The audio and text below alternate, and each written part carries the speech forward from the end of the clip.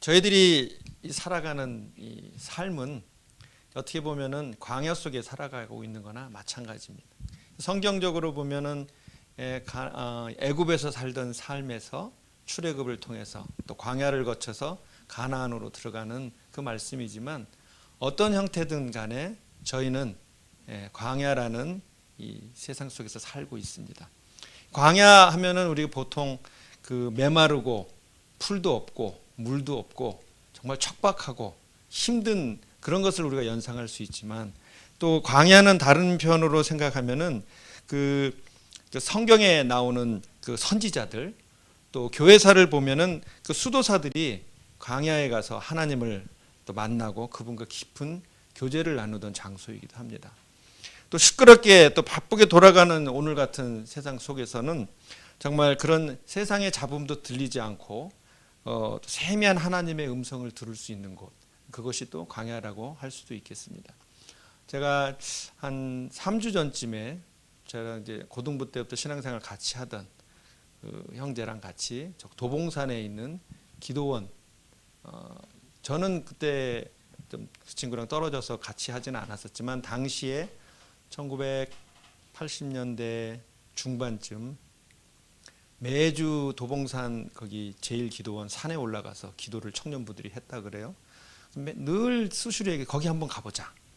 그리고 이제 산에 갔는데 다른 기도원은 제가 다 안 가봤지만 요즘 기도원이 예전만큼 그렇게 사람들이 기도하는 소리가 많이 줄어들었다고 얘기를 들었습니다. 그런데 이제 그날 산에 올라가는데 기도 소리 역시 여기도 그렇구나 하고 정말 한 30-40년 전에 기도했다는 자리에서 우리가 한번 그때 영성을 다시 한번 살려보자라는 차원으로 갔더니 또 산골 골짜골짜기에서 부르짖는 소리들이 들리더라고요. 그래서 이 광야는 성경에 많은 인물들이 훈련을 받았던 장소입니다. 여러분 잘 아시는 출애굽의 그 지도자였던 모세도 그 미디안 광야에서 40년간 양을 치면서 거기에서 하나님을 만나고 또 대사명을 받아서 출애굽을 시키지 않았습니까? 또 엘리야도 그 바울 선지자들을 다 불러 심판한 다음에 이세벨이 잡아 죽이겠다고 하니까 또 도망가서 죽겠다고 했을 때 또 광야로 가서 또 하나님으로부터 또 말씀을 받고 또 잘 아시는 세례 요한도 광야에 외치는 자의 소리, 메뚜기와 석청과 가죽옷을 입고 있었던 것. 예수님도 광야에서 40일 동안 금식 후에 시험을 받지 않습니까? 또 사도 바울도 예수님을 만나고 난 다음에 갈라디아서 1장 17절에 보면 또 나보다 먼저 사도된 자들을 만나려고 예루살렘으로 가지 아니하고 아라비아로 갔다 다시 다메섹으로 돌아갔노라. 아라비아 광야로 갔다는 얘기입니다. 그래서 우리가 살고 있는 어떤 형태의 어려움, 고난, 그것이 광야라고 한다면 그 광야는 우리에게 또 시험장이고 하나님이 또 다른 길로 안내하기 위한 훈련의 장인 것을 여러분이 인식하셨으면 합니다. 목사님의 목회, 선교사의 사역, 사업하시는 분의 사업, 학생들은 공부, 직장인들 모든 사람들이 자기만의 내가 지금 있는 그곳, 그것이 어떤 광야를 가고 있는지 오늘 말씀을 통해서 한번 돌아봤으면 좋겠습니다. 먼저 신명기 8장 2절에 왜 하나님께서 광야를 우리에게 허락하셨는가에 대한 목적이 첫 번째 나옵니다. 내 하나님 여호와께서 이 40년 동안에 내게 광야 길을 걷게 하신 것을 기억하라. 이는 너를 낮추시며 너를 시험하사 내 마음이 어떠한지 그 명령을 지키는지 지키지 않는지 알려 하심이라. 하나님께서 이스라엘 백성들을 출애굽을 시키고요. 그 다음에 시내산에서 계명을 주셨습니다. 이 계명을 지키라고 주셨는데 그리고 이제 가나안으로 들어가는 길에 가네스 바네아에서 그들이 정탐병을 보내죠. 그러니까 자세히 읽어보시면 하나님께서 정탐군을 보내라고 하신 게 아니라 그 이스라엘 백성들이 정탐을 먼저 하게 합시다라고 안을 줘가지고 모세가 좋아 보여서 보냈던 거죠. 아시는 바와 같이 10명의 정탐꾼은 가나안 우리는 메뚜기 같다. 아주 우리를 폄하하고 갈렙과 여호수아만이 우리가 가서 이기면 차지한다. 결국은 이들이 막 원망하기 때문에 이제 하나님께서 너희들이 정탐한 40일 동안을 헤아려서 40년을 광야를 돌겠다. 그래서 그 세대들은 다 죽죠. 그 자손들이 들어가게 되는데 많은 이 계명을 주십니다. 계명을 주시고 민수기를 읽어보시면 민수기 내용이 광야 생활을 보는데 거기에 많은 불순종과 이런 것들이 있어요. 그런데 광야에 하나님이 함께 하고 계시다는 겁니다. 광야에 이들이 광야길을 갈 때 구름과 불기둥이 그들을 앞서가시고 또 성막 위에 구름이 같이 있으시고 하나님이 임재하시고 함께 하시는 그 자리임에도 우리 인간들은 계속 불순종과 원망과 불평을 했던 것을 성경을 통해 알 수 있습니다. 그래서 이들이 40년이 끝나고 이제 가나안으로 들어가기 직전에 모세가 다시 한번 지난 40년을 되새겨 보면서 너희들에게 40년 동안 이 광야길을 걷게 하신 것을 기억해라. 한번 돌아봐라. 이거를 너희를 낮추고 시험하고 내 마음이 내가 준 이 계명을 지키는지 지키지 않는지를 알려고 광야를 허락하셨다는 겁니다. 그래서 첫 번째로는 하나님께서 우리에게 광야를 허락하신 것, 우리에게 당하는 어떤 고난, 어려움 이거는 거기엔 다 뜻이 있는 거죠. 하나님께서 우리를 얼마나 더 하나님을 집중케 하시려는가, 그리고 우리가 받은 하나님의 말씀을 얼마나 잘 지키는가를 보시기 위해서 시험을 보는 거죠. 시험을. 학력고사 보고 대학 들어가기 위해서는 어느 선을 넘어야 보는 거죠. 요즘은 수능이죠. 저희 때는 학력고사라 했는데. 그 다음에 두 번째로는 3절에 이렇게 말씀하십니다. 사람이 하나님의 말씀으로 사는 줄을 알게 하시기 위해서 광야를 허락했다고 합니다. 너를 낮추시며 너를 줄이게 하시며 또 너도 알지 못하며 내 조상들도 알지 못하던 만나를 내게 먹이신 것은 사람이 떡으로만 사는 것이 아니요 여호와의 입에서 나오는 모든 말씀으로 사는 줄을 내가 알게 하려 하심이니라. 이스라엘 백성들이 무엇으로 불평했는지 아세요? 먹을 게 없다. 고기가 먹고 싶다. 부추, 마늘 이런 걸 먹었는데 우리 먹는 거 가지고 이렇게 불평을 해요. 먹는 것 가지고. 계속해서 그래서 지금 여기에 사람이 먹는 것만 가지고 사는 게 아니고 하나님 입에서 나오는 모든 말씀으로 사는 줄을 내가 알게 하려 하십니다. 예수님도 광야에서 시험을 받을 때 이 말씀을 가지고 사탄한테 이기시잖아요. 바로 광야에서 했던 이 말씀을 광야에서 시험 받을 때 이걸로 마귀를 무찌르시는 것을 하게 됩니다. 우리가 정말 이 세상의 많은 어려움 속에서도 정말 이 어려움 고난들이 하나님께서 나에게 허락하신 거라면 그 고난을 극복할 수 있는 길도 하나님께서 말씀을 통해서 주셨어요. 그걸 우리가 딱 정해진 답은 아니지만 우리가 날마다 말씀을 묵상하면서 하나님께서 왜 이것을 나에게 허락하셨는지를 또 되돌아보면은 그것의 답이 말씀을 통해서 개별적으로 주시는 줄 믿습니다. 그래서 우리가 날마다 말씀을 묵상하고 상고해야 되는 것이 여기 있죠. 그래서 모세가 죽은 다음에 여호수아에게 그 리더십이 넘어갈 때 여호수아서 1장에 여호수아에게 이런 말씀을 주시잖아요. 이 율법책을 내 입술에서 떠나지 말게 하며 주야로 그것을 묵상하여 그 가운데 기록한 대로 다 지켜 행하라. 그리하면 내 길이 평탄하게 될 것이로 내가 형통하리라. 이것은 모든 사람에게 동일하게 적용되는 겁니다. 여호수아만이 아니고 그 가운데 기록한 대로 다 지켜 행하라. 지켜 행하려면 거기에 무엇이 있는지를 알아야 되잖아요. 주야로 그것을 묵상하여서. 제가 뒤에 이 부분은 다시 말씀드리겠습니다. 그런데 이 광야를 왜 그렇게 허락했는지를 말씀하시면서 오늘 본문에 이어서 나오는 11절에서 17절에 보면 경고의 말씀이 나옵니다. 경고의 말씀. 제가 11절에서 17절까지 한번 읽어볼게요. 내가 오늘 내게 명하는 여호와의 명령과 법도와 규례를 지키지 아니하고 내 하나님 여호와를 잊어버리지 않도록 삼갈지어다. 내가 먹어서 배부르고 아름다운 집을 짓고 거주하게 되며 또 내 소와 양이 번성하며 내 은금이 증식되며 내 소유가 다 풍부하게 될 때 내 마음이 교만하여 내 하나님 여호와를 잊어버릴까 염려하노라. 여호와는 너를 애굽 땅 종되었던 집에서 이끌어내시고 너를 인도하여 그 광대하고 위험한 광야 곧 불뱀과 정갈이 있고 물이 없는 건조한 땅을 지나게 하셨으며 또 너를 위하여 단단한 반석에서 물을 내셨으며 내 조상들도 알지 못하던 만나를 광야에서 내게 먹이셨나니 이는 다 너를 낮추시며 너를 시험하사 마침내 내게 복을 주려 하심이었느니라. 그러나 내가 마음에 이르기를 내 능력과 내 손으로, 내 손의 힘으로 내가 이 재물을 얻었다 말할 것이라. 저희 한국 근대사를 한번 돌아보면요, 저희가 일제 36년을 이제 식민지 생활을 했잖아요. 그걸 우리가 큰 광야 생활이라고 할 수 있겠죠. 근데 그 일본이 한일합방 1910년부터 우리나라에 갑자기 탁 이렇게 한 게 아니고요. 이미 1890년대부터 국사책에도 배워봤지만 그 친일, 칠러 뭐 이렇게 우리 고정이 왔다 갔다 합니다. 근데 청일전쟁이 1894년에서 95년에 이제 일본이 이기잖아요. 이긴 다음에 이 동아시아의 주도권이 이제 일본으로 넘어갑니다.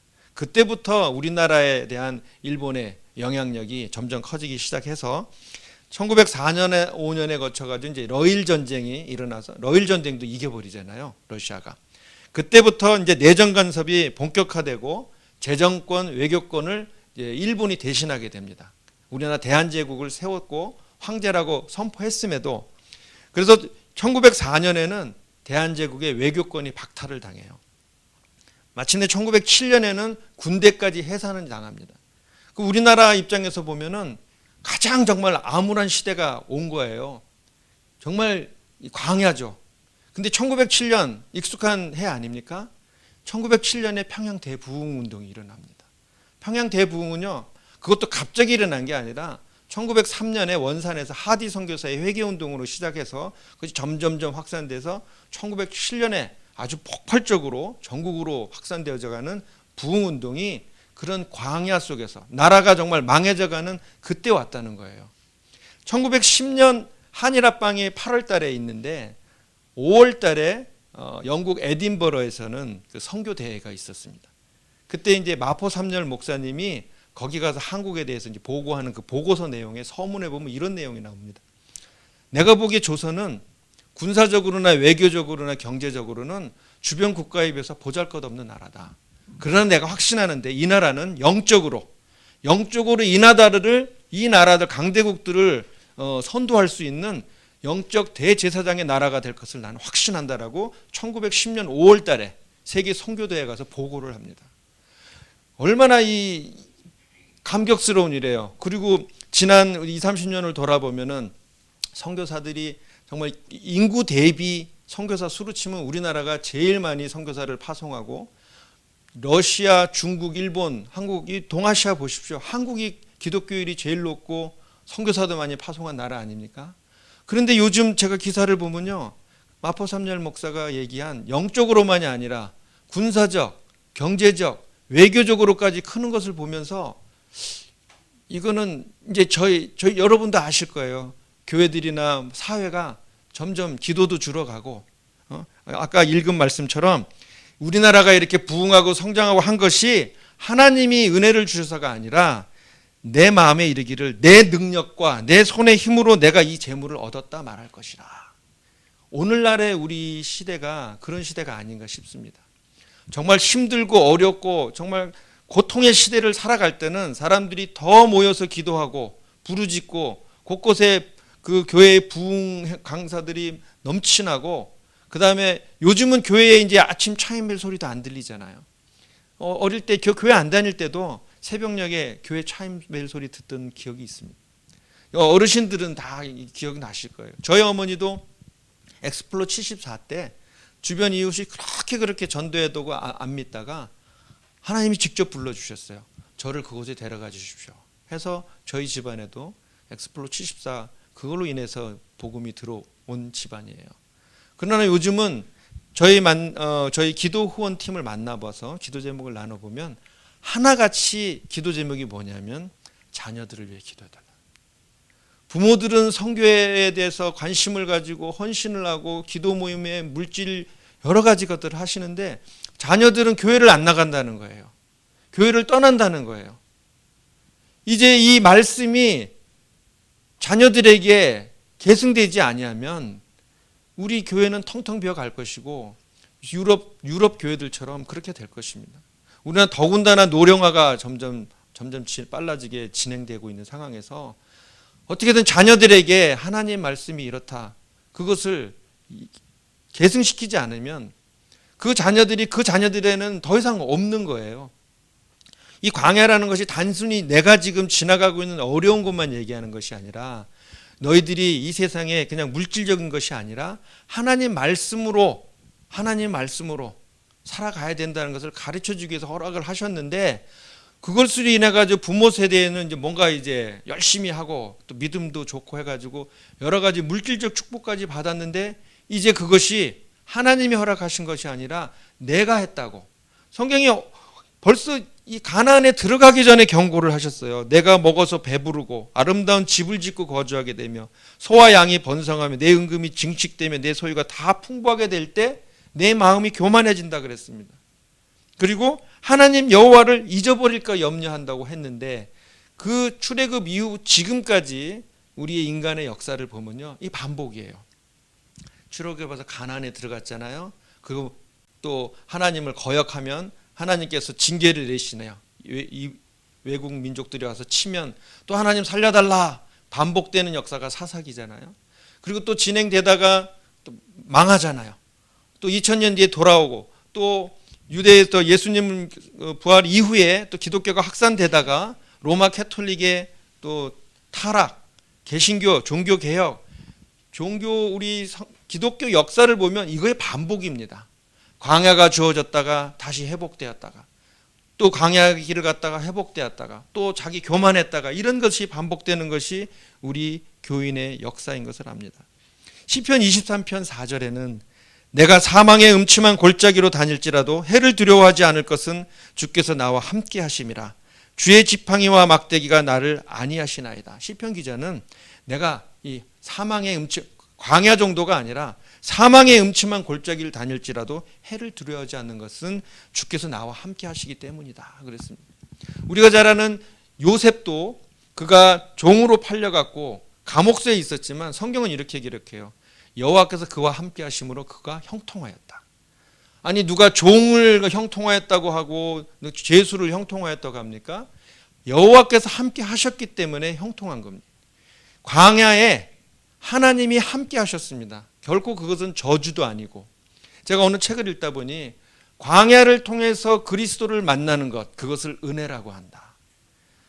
우리가 어려움 속에서도 하나님을 놓치지 않고 하나님의 말씀으로 함께 가면 그것은 나중에 돌아보면 은혜였다라고 우리가 고백할 수 있습니다.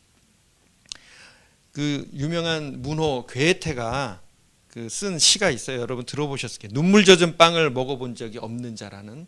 어떤 분은 눈물 젖은 빵을 먹어본 적이 없는 자는 인생을 논하지 말라. 근데 거기 시를 찾아보니까 그 말은 없더라고요. 제목은 맞는데. 그러니까 앞부분만 읽어보면 눈물 젖은 빵을 먹어본 적이 없는 자, 슬픈 밤을 한 번이라도 침상에서 울며 지새운 적이 없는 자, 그는 당신을 알지 못하니. 그러니까 우리가 정말 인생의 가장 낮은 바닥까지 가야 하나님을 찾는다는 거예요.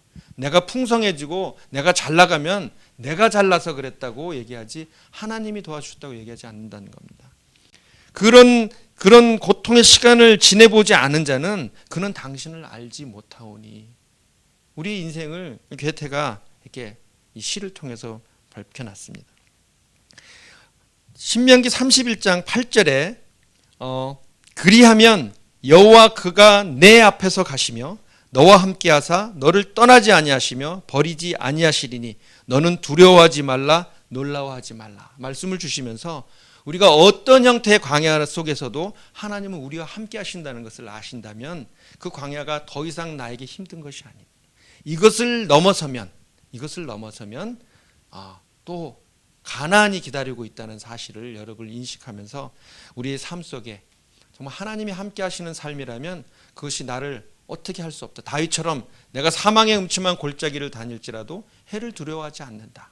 요셉처럼 내가 종의 자리에 있어든 아니면 죄인의 자리에 감옥에 있다 할지라도 하나님이 함께 하시면 다른 사람이 나를 평가하기를 형통하다라고 평가합니다. 그래서 오늘 제가 이 말씀을 광야를 허락하신 이유는 우리를 낮추시고 시험하시는 거, 또 기억하게 하시라는 것, 그리고 하나님의 말씀을 지키는지 안 지키는지를 하나님 보시려고 하는 걸 드렸는데 더 중요한 것이 있습니다. 우리의 이 믿음이 자녀들에게 계승이 돼야 돼요. 자녀들의 계승에 대해서 오늘 본문 중에 5절 6절 말씀이 결론 말씀이에요. 너는 사람이 그 아들을 징계함 같이 내 하나님 여호와께서 너를 징계하시는 줄 마음에 생각하고 내 하나님 여호와의 명령을 지켜 그의 길을 따라가며 그를 경외할지니라. 이것은 나만이 아니고요, 내 자녀에게도 신명기에 이 율법 말씀을 길을 걸어갈 때든지 섰을 때든지 앉았을 때든지 누웠을 때든지 자녀들에게 부지런히 가르치라고 했습니다. 지금 여기 계신 분들이 정말 하나님한테 엄청 헌신되고 정말 하나님과 늘 교제하며 말씀을 떠나지 않고 그 말씀을 지켜 행하시더라도 이것이 그 자녀에게 계승이 되지 않으면, 또 그 자녀가 또 그 자녀에게 계승되지 않으면 여기서 끝나게 돼요.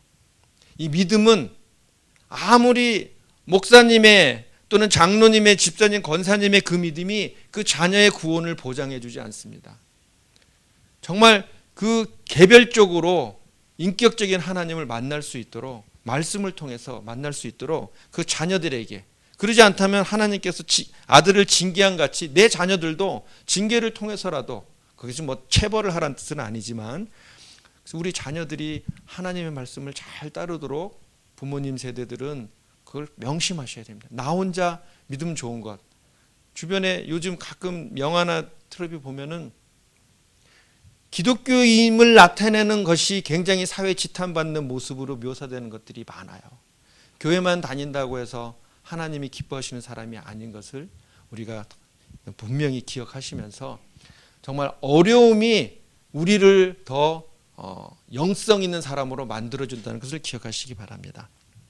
그래서 오늘 제가 드린 말씀은, 제가 선교사가 늘 복음 말씀을 전하고 하는 것이 아니기 때문에 오늘 이렇게 광야에 대한 것을 나눴고요. 제가 오늘 선교 보고를 잠깐 슬라이드를 통해서 설명을 드리도록 하겠습니다.